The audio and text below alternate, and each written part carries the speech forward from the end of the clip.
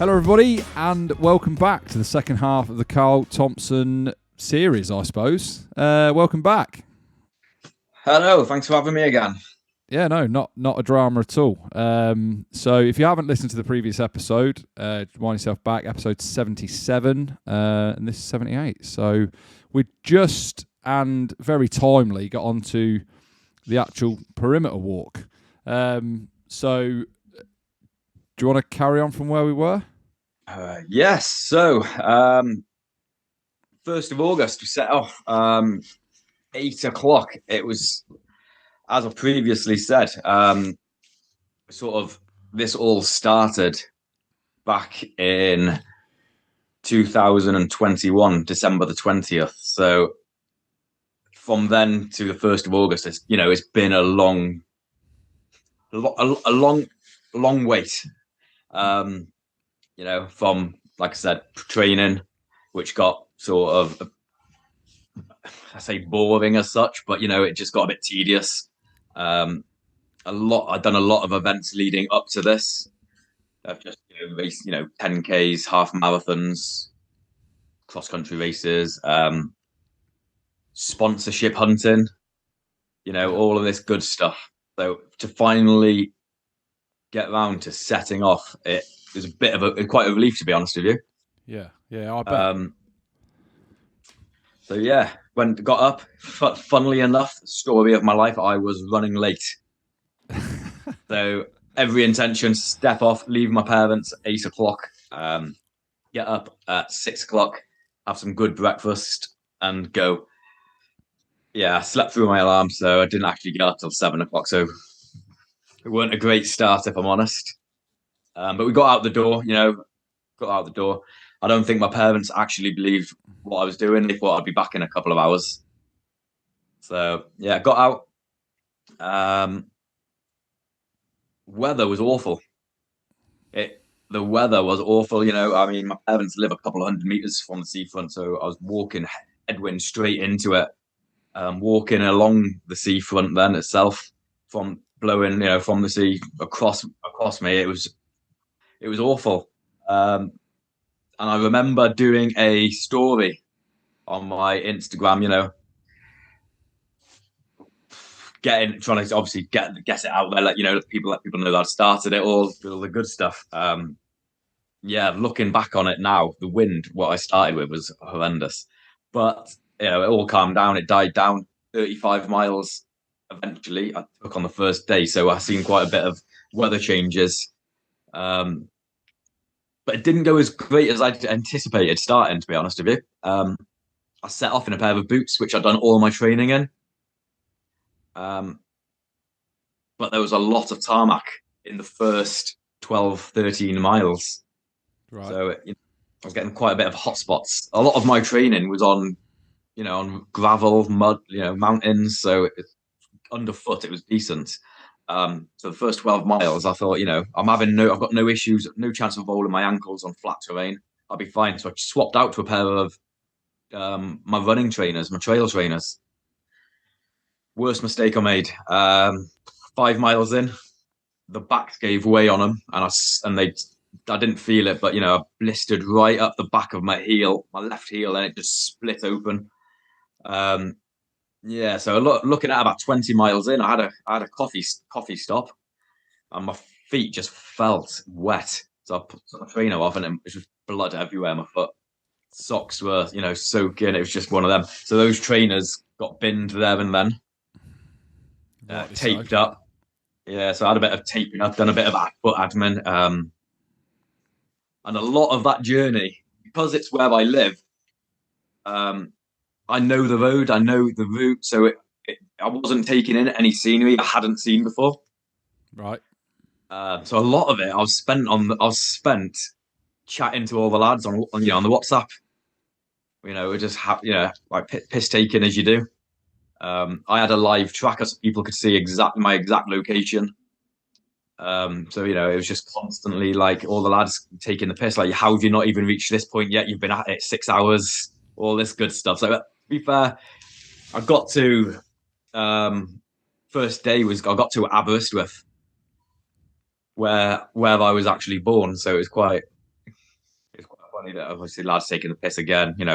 You're only going home and all that good stuff. Got there, and I didn't have a clue. I sat in my tent at about 8 o'clock at night. I sat there thinking. I said to them, I don't know how the fuck I'm going to do this every day. Right. I was like, no chance. So I had in mind a campsite where I was going to be staying.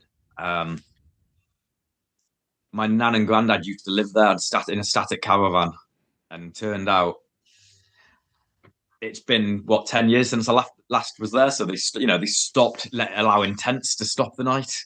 Right. So it's one of them. What do I do? Do I just pitch up and just hope I don't get moved on, or what? I ended up doing that, making my way between two touring caravans, and yeah, had a bit of a chat with them, explained what I was doing. May have bent the truth in saying that the owners give me permission to stay there and all that good stuff. Yeah, yeah. But yeah, the first night I couldn't sleep. I got 2 o'clock in the morning and it was raining, and I thought to myself, you know what? It's raining. I looked at the forecast. It was gonna rain all day, so I thought I might as well just get up and walk. I can't sleep. What's the point in just lying here? So I thought I'll get ahead of the game a bit. So I set off about 3 o'clock in the morning on day two. And I say again, it was all tarmac. So about 10 miles up the road. No, I was averaging about 3.5 miles an hour at this point, still early on. And I got to about 7 o'clock at night. I'm sorry, 7 o'clock in the morning, and there was just nowhere open. It got to the point where I hadn't had breakfast yet, so I'd walked nearly 10 miles, had no food in me. Yeah. And that was an issue that I did come across, which become quite frequent. Right. But I got used to it eventually. But yeah, I was sat in a bus stop in the morning. I was just like, there's no chance I'm doing this. It's a massive challenge I've set myself. Every challenge I've set myself, I 9 times out of 10, I complete them. But this, I was like, I think I've bit off more than I can chew here. Yeah. There's a saying, isn't there? Bite off more than you can chew, and chew like fuck. And chew like fuck, I did. Yeah. I mean, I think it does. It is lost on some people. Like even when I've spoke to a few people in passing, like at the gym and stuff like that, like people I know. And I said that I've got a guy that's walked 1,000 miles around the perimeter of Wales, and I think it gets lost on people just how much walking and the distance you're covering each day. They're like, that's good, but it's like it's not good. Like you've not done that this year. You've not walked 1,000 miles this year, let alone doing it in a month. And it's the same. I can agree with. Yeah, I only say because I did a 54-mile walk up in North Scotland, the Cateran Yomp. I don't know if you've ever heard of it. I've heard of it, yeah. Yeah, so I did that this year with my dad and my stepbrother. My dad bowed out at 36 miles, got the silver, and then me and my stepbrother carried on, got the gold, did the 54. So I understand exactly like what you're saying and what you're going through, and like the constant pounding. Mine was the other way though. I wore boots to start with, and about 10 miles in, I was getting blisters. It was a really hot day, and a lot of people had the same issues. I think it was with like swelling of the feet and that, because I'd wore the boot, like I'd done all the. I had sort of prepped. I'd wore the socks that I was going to wear that day. Like I drilled it all in. I was right on point. But for whatever reason on that day, I just got major blisters really, really quickly. So I changed into my Under Armour gym trainers, and I stayed in them for the rest of the walk. And other than the soles of my feet, like you said, like just getting absolutely pulverised, there wasn't any. Like none of my blisters got any worse. Like I didn't, I had no injuries to speak of. So yeah, I understand like what you said. Obviously, not doing it back to back, that's just insane. If I'm honest. Yeah, I mean, like you're saying then about the blisters. So in the training, all the training I went through, I never once got a blister. But day one, day two, I was already blistered up. I had them between my toes. And then you go back to, do you pop them? Do you not pop them? I've got a long way to go here. What's the best for the long term? Yeah. So I ended up popping them, taping them up, zinc taped them, compied a lot. But yeah, I've got through it. But like you were saying, then people don't appreciate the walk, that walking is alone, but carrying 60 pound, 27.5 kilograms, like my shoulders by day 3. So day 3, I got put up in I bumped into this couple, and basically I got put up in their back garden. A lovely couple who owned a B&B. They said they would have put me up for the night, but they didn't have any accommodation, so I stayed in their garden. Let me into their property, give me a shower. I sat in the living room with them. They cooked me spag bowl. Nice. The full works, and fair play to them. I had a shower, and my back it was the spots on my back. It was red raw. From having this a sweaty t-shirt constantly with my Bergen on the strapping. It didn't really hurt at the time. I didn't feel it, but then once I'd actually took the Bergen off and seen it, I think it was a bit in my head then. I was like, shit, that's pretty bad. So I had that to deal with as well. But Pembrokeshire alone. So day 1 of Pembrokeshire, I think that was day 4 overall. I've done 32 miles on that day. And that section alone of Pembrokeshire was the ascent equivalent of Snowdon. Right. Of the duration. And then throughout Pembrokeshire is 100, and off the top of my head, I think it's 189 miles. And the ascent it mounts up to Everest. So there's over 29,000 feet in that just alone. Right. So yeah, it's not just flat terrain. It's walking along the ups and downs, the trying to get over gates, the kissing gates. I had an issue with that. My Bergen wouldn't fit through the gates, so I was having to lump it off, throw it over, put it back on again. It would, it's not just as straightforward as walking. No, and it all adds up. Oh, it massively does. It really does. But when you've got yourself something in your mind, you just get through it. I'm trying to think now, top of my head.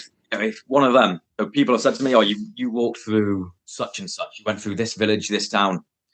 For me, it was such a blur. Like the whole thing's still quite a bit of a blur. Walking that distance, you sort of just head down yomping. You're not really taking it in the sights as much as you'd like to. You can't really enjoy it as much as it sounds wonderful. Walking the Pembrokeshire coast sounds fantastic. People do it for fun. But when you've got the weight on the back, you're walking up them hills, you're just non-stop dripping sweat, and you just can't enjoy it as much as it's great as it does sound. Don't get me wrong. I've seen some magnificent things. I've seen some great sights, some scenery I'll remember forever. Some of the experience, I will remember it forever. But there's so much that is a big blur for me right now. Yeah. Yeah. Did you, on the walk, did you use walking poles at all? I did, yes. I actually got them out on day 4 or 3 when I got to Pembrokeshire. Right. The first sort of up to that point, it was pretty flat terrain, and then I eventually got onto sort of the hills as such, back onto grass, and then on sort of the cliff edges, the mountains, and I got the poles out. First time I'd ever used them as well. I didn't do no training with them whatsoever. So the first time I ever used them was out there. And same. I'll be honest with you, I don't think I would have finished it without them. Yeah, I did exactly the same. I bought walking poles, and then when I was walking, every time I went out for a walk, they just stayed in my bag. Like I never used them. And then it was only when once we dropped my dad off actually at mile 36. We started using them. We were on a lot of roads and stuff like that, and I got them out. But it's the same again. Like it was so hard going. Like the six or so hours that we were walking through the night, and all you could see for as far as the eye could see, you could just see head torches dotted, and you could just hear walking poles, and that was it. Like it was dead silent. Other than that, like no one was talking. Everyone was just in their own head, just having their own personal battles. And that was all I was thinking. The whole time I was thinking, I was just looking down at my feet, and I was like, right, just keep putting one foot in front of the other, and the finish line will turn up eventually. Yeah, very much the same thought day to day. Yeah, You I know, know. Yeah, and you're repeating it day in day out. yeah, honestly, it sounds daft, but at this moment now, I still don't feel like I know I have, but it doesn't feel like I've accomplished something as Yeah, great as it does sound, you know. But yeah, no, it's not obviously again, it's not just the walking, it's the stopping to fuel yourself. You know, you're not gonna complete those things without the fuel. Um, and it's the setting after your 30-mile walk. It's then setting up a tent, yeah, finding somewhere to stop, then do your admin. Um, Knowing full well you got to try and get a good night's kip to then pack your tent away, admin, and then do the exact same again. yeah, It is, yeah, you know, it is a bit soul destroying knowing what's coming. But yeah. Rinse and repeat. So with yeah, that, then you're saying about obviously doing your admin and all the rest of it. How were you like staving off the muscle soreness? I'll be honest with you, I don't know how, but my muscles were fine. It was up until about sort of day 27, 28, my muscles finally started hurting. Um, I did, however, on day 4 or 5, it was the morning I woke up from the spending the night in the garden of the B&B where I had my spag bol. So it was a great night. But the next morning I had to walk to Fishguard, which was 10 miles down the road. And I woke up that morning and my ankle had swollen up so much. They were red. They were red. My skin was so shiny. I couldn't touch them. I was in agony. That was like day 3 or 4, and I remember sat there thinking, I was like, I'm gonna have to stop this walk already. You know, from all the build up for it, I'm gonna stop on day 3. I haven't even hit double figures, so that was in my head. I was sort of, how am I getting past this? Yeah, it took me 15, 20 minutes to put my boots on. And it would have been a great sight, somebody looking out of the window watching me trying to pack that tent away because I was in shit state. Yeah, I eventually got on the road and on the move, and it took me nearly 5 hours to walk 8 miles. I was just hobbling along the whole way. Um, so that weren't great. But other occasions, the admin wise of the feet, it was just sort of any fresh blisters I got, I was popping them there and then relieving the pressure, giving them as much airtime as I could, talcum. By the end of it, with the weather we had, I ended up sort of getting pretty savage athlete's foot towards the end. right. It was just impossible to keep socks dry. Yeah, You know, there's just so many things you don't think about leading up to an event like this. Socks and footwear was one of them. I didn't really take that into consideration because I had no issues in training. how much sort of spare kit did you take? Like what? How many t-shirts? How many socks? And how were you washing any of it, or was it just sort of a river job, or what? Yeah, so it was a bit of a mixed bag in terms of watching side, but I had all in all, I had 3 t-shirts. Um, I had one pair of trousers, 2 pairs of shorts. I had 3 pairs of Under Armour shorts, boxers. I had a waterproof jacket and a mid-layer jacket, and pretty much that was me. In terms of clothing, I had woolly hat and cap and all that good stuff. What about But socks? How many socks? socks, I set off with eight Right. pairs. Were they all the Um, same, or did you have an array of different, variety? so I pretty much I'd say they were all the same bar one. Right. Um, which was that one I was sort of using as my evening sort of chill out. Chill out socks. Um, but yeah, the difficulty obviously, like I said, I had was washing them and keeping them and drying them for the first day I changed my socks once, which was pretty poor on my behalf, really. You walking that distance, you know better. Regular foot stops. I know that, but when you're on a time, you're on a time frame. It was finding the balance of time walking and time resting. Yeah. So it was trying to just get from A to B as quickly as possible, with minimal stops as such. So, I was having to stop for fuel. I was having to stop to eat. So foot on top of that didn't sort of come into play as a factor not until later on in the actual hike itself. So Did yeah, 8 socks. They didn't last long. I was having to jump in lakes, any streams I could find, give them a wash. But then it was drying them. Then was the issue. yeah. I did along the way have some lovely people, obviously following me on my Instagram, put me up.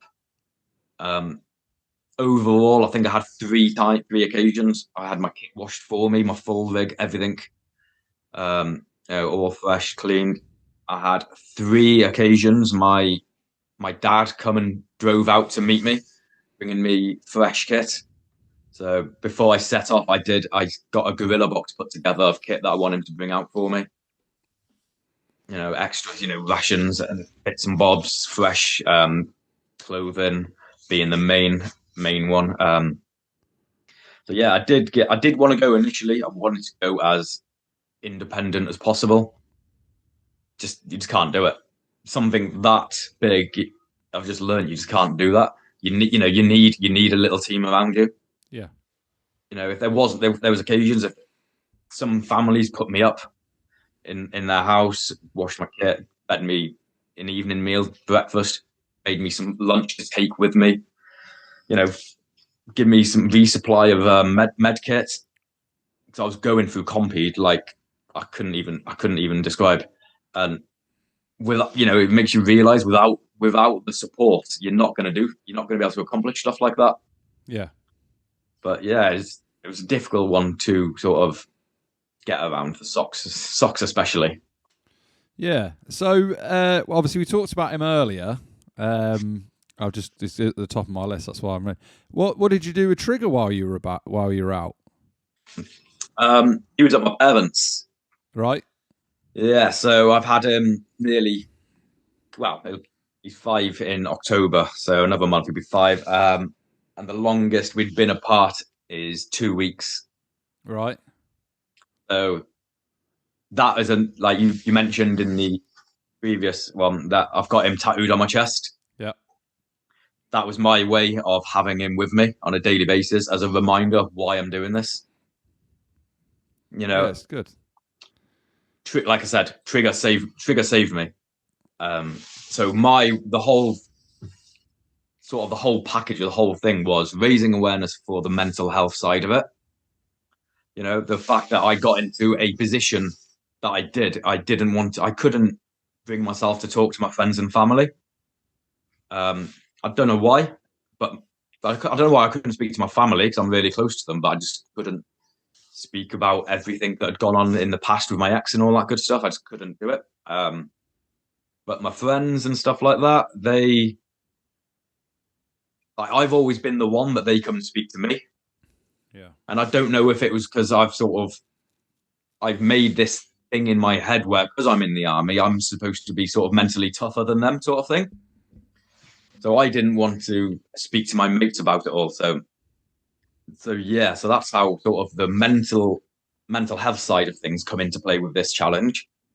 The other side of it was raising money for a dog rescue centre in South Wales called Hope Rescue. So with all of that coming in, like I said, Trigger hadn't been away from me in more than 2 weeks. So he was at my parents'. I had him on my chest as a reminder that that's the reason I'm doing it. I would love to foster and adopt more dogs, give them a chance in life. The Trigger gave me. But being in the army, living on camp, I'm in a room which they're not massive. So, and it just wouldn't be fair. So my way of doing it was giving back to a rescue centre that can do all of that. So yeah, so that's obviously, like I said, that's the main reason of it all. But Trigger, who was at home with my parents, loving his life on his holidays. I thought he wasn't even too excited to see me when we got home. Oh, really? I don't know if it's the fact that I left clean shaven, come back with a big strong beard, and I stunk. I don't know, but it took him a few minutes to sort of realize who I was, I think. Yeah. a little bit soul destroying that was. So once you got over the hill of, well, you start in Pembrokeshire, and obviously you got your blisters and that, and had your moment of, I don't think I'm going to do this. When did you start to think, I've got this? I think after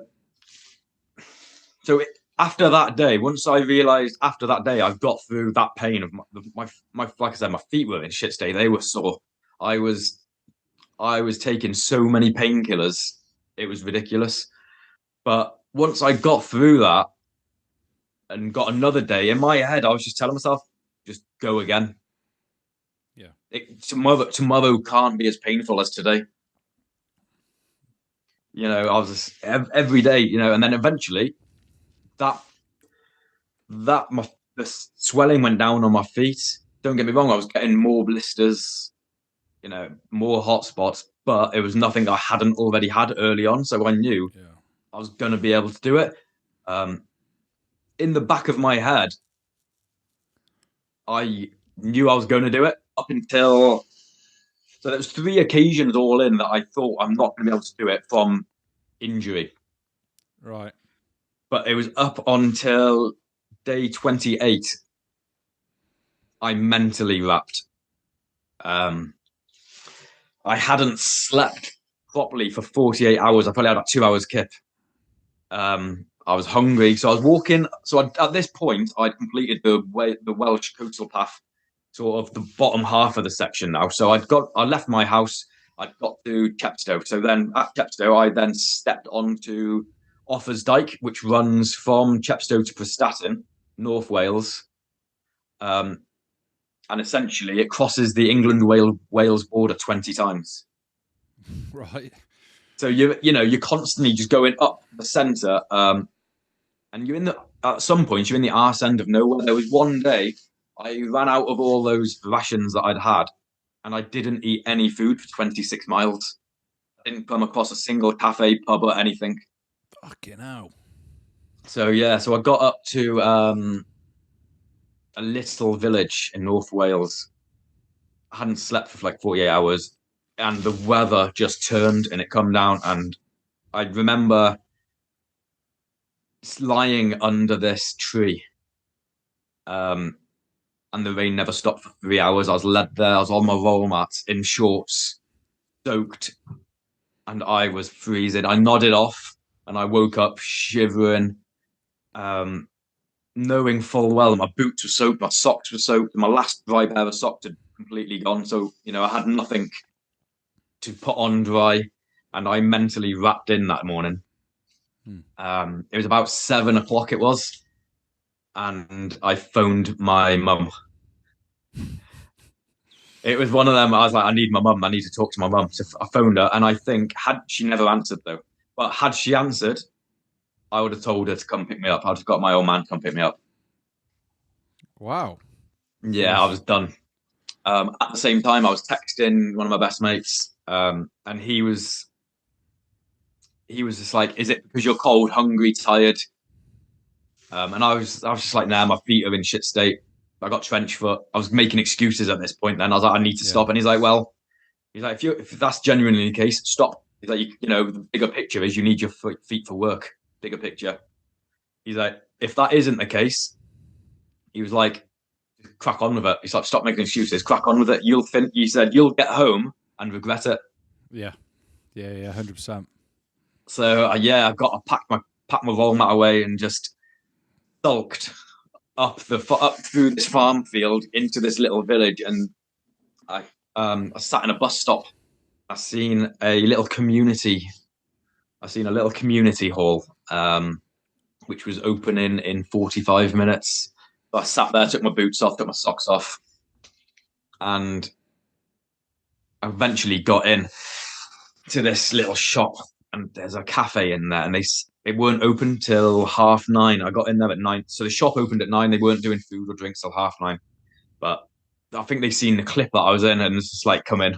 So I sat in there, took my boots, socks off again. They made me a coffee, put my phone, everything all on charge. Had a fry up. and so I went into their shop, and they I don't know how, but everything changed. At one moment, I seen they were selling walking hiking socks. Right. That was me back in the game. I went over, picked up these hiking socks, got some antibacterial hand wash, used their toilets, washing my feet in their sink. Sounds disgusting now, but Hey, you've got to do what you got to do. needs must. I'm washing my feet in their sink in the toilet, disabled toilet I was, and dried them off, put my fresh socks on, had a fry up coffee, and that was me back in the game. Set off. My next challenge after that was Anglesey. 130 miles around Anglesey, walking onto Menai Bridge to do 130 miles to step off at the exact location. To me, that was going to be a bit of a mental battle because you're not getting any closer to home. Yeah. So that again got through that. And then it sort of slowly, a couple of days after that, slowly getting to the point where I knew where I was at towns and villages that I'm familiar with because they are relatively close to home. I was 100 miles away from home still, and I had people messaging me being like, "You've done it. That's you're so close." But in the back of my head, I was like, all it takes is to twist my ankle, go over on my foot, and that's game over. It was hard trying to find a balance of knowing in my head like, fuck, I've done this. I'm at home. I'm close to home. I can feel it. I can, and then not getting too confident that and complacent that I do go over my ankle, do get injury or something like that. Yeah, yeah. But so yeah, I think when you got to within the 100 miles or even closer, like when you're on, your sort of final days closing in on it, did you have any tag-alongs at all? Do you have anyone that came, like, walked with you for a few hours here and there, or any of that sort of stuff? Yeah, so like I said before, I had a live tracker on my Instagram where people could follow. I think I give or take a couple. It was on day 8 or 9. I had some woman come and join me with her. She had a little puppy. So they come and join me for a few miles, which was great. Another good one, which was a good morale boost for me, was when I got eventually down the bottom half of the coastal path. I got to Chepstow about 500, 600 meters before I actually got to the finish of the coastal path. Some woman come out. She had a French bulldog puppy. Now, this puppy was one of 38 French bulldogs seized from an illegal breeder in Cardiff and was under the care of Hope Rescue, the charity I was raising money for. So knowing where my money was going, seeing the pup, I was there for 10, 15 minutes playing with this pup, and it just sort of brought everything into perspective of why I was doing it, what the money I was raising, where it's going. So that was a good one. 6 minutes left. But yeah, going back to 100 miles out, it was good because I did bump into people that I knew. Yeah. That was pretty good. And then it just sort of reminds me that I'm close to home. It's made everything easier, made the walk easier. I did have a few people joining me. I'd probably say about more 50 miles out. And then the last day itself, so the last evening out before I made it home, I got put up in a pub, which essentially used to be my local as such. So my ex that I was with for so long, she lived in a town half an hour drive away from me. And that was the last night of where I was staying in that particular town. Right. It was a bit, yeah. So in my head, it was a bit like, oh, fuck hell, am I going to bump into her? I hadn't seen her for years. I bumped into her dad, so that was good to catch up. But yeah, I got up on this on my house, drinks, everything. But on the last day, yeah, I didn't have nobody on the last day. It was a bit of a, I don't know. I don't know how to describe the last day, if I'm honest with you. It was a bit bittersweet. It was a strange emotions. Yeah, I imagine it was quite bittersweet, wasn't it? Yeah. So I worked.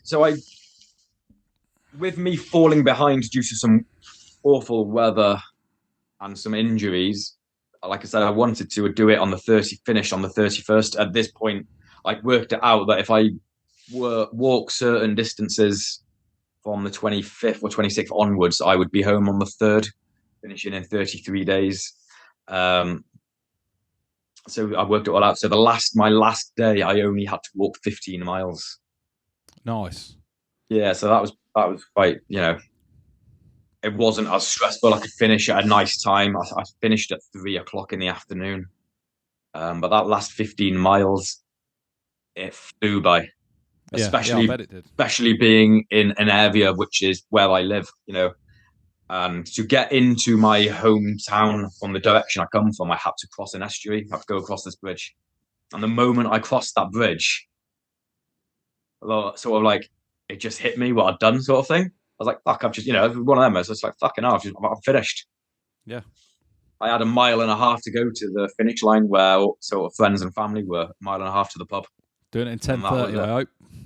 Say again, sorry? Doing it in 10:30, I hope. Absolutely not. No chance. Um, Hell. Right. Well, we are closing in on our timer for the old Zoom. Just quickly, as I do for everyone, just like to give out some advice, on your hiking and military, and anything else. Anything else? So the advice I could probably give now is probably not so much military. I'd say more in terms of just life in general. I mean, this walk, like I said, the reason I'm doing this walk is because, it's such a big thing at the moment, men's mental health. My advice is, like everybody does say, talk. Everybody's there. Everyone's got a shoulder to cry on if they need it. Yeah. Don't be afraid to talk to people. That's what's got me in this situation that I got into. Just, if you want to do something as well, go out and do it. I wanted to do this walk. It kept getting delayed and delayed. Finally, I forced it eventually. I took extra time off work. Luckily, I was able to, but I forced it, got extra time off work, and I wanted it that much, and I wanted to make a difference to people, to the dog. If you want to do it, go out and do it. But yeah, always ask for help. That's one thing I have learned on that trip alone. I had so much time for myself to think and realize you can't do things by yourself. You need that help. Doesn't matter how